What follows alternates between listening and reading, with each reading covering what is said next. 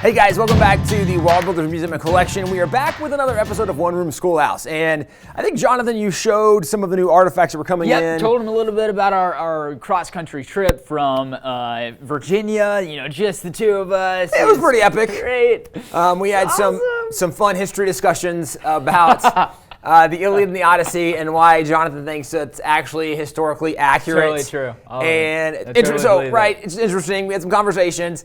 With all that being said, we love being able to get new stuff that helps us tell narratives and stories, helps to identify things that maybe today are questioned and a lot of people aren't even familiar with. One of the narratives that certainly we are able to communicate with our collection is the role that faith played in America and very visible in education, so much so that we got a new artifact related to a school from New York. And New York today is certainly not one of the more conservative or always pro-Bible friendly states. Not necessarily Bible-minded. I don't think you're walking into a public school in New York today and you're going to get a Bible lesson or anything like that. But what we have here, this is a document from a New York school in a town called Sudbury from 1830. And on the inside, if we open it up real carefully here, you will see it has several different regulations for the school. So you see it numbered 1, 2, 3, 4, 5. And so 5 new regulations for the school. Okay, that's fine. Not a big deal, except what's number 3? Number 3 says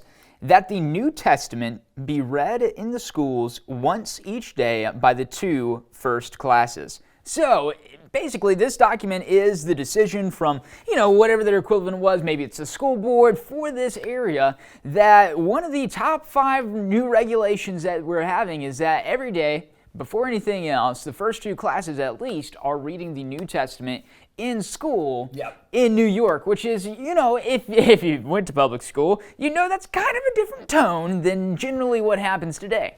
Not that Jonathan knows that because he didn't go to public school, but we've heard, right? We've heard about this. Just like you. Here's one of the interesting things. I went to a Christian school too, but that's okay. I did too. Okay, fine. We'll move on. So one of the things about education that certainly as you look in American history is everything about early education. So for the first several levels, the first several grades, what you did was rooted in biblical truth and morality, because this is where you learn the foundation of rights and wrongs. Even in your reading, you were learning to read through the Bible or through Bible verses or biblical accounts and stories. So it's not unusual that in this law, they would say, we want to make sure first 2 levels, this is where kids are learning the alphabet. They're learning to read, that they are learning to read through the New Testament. In our culture today, it seems that nobody seems to understand what is right and wrong anymore. As we are burning down cities, literally, as craziness is happening, it probably would be good if we went back to this early law and just applied it across the board and say, hey, everybody, let's just learn the New Testament. And if we could apply those principles, it would make our nation a lot better.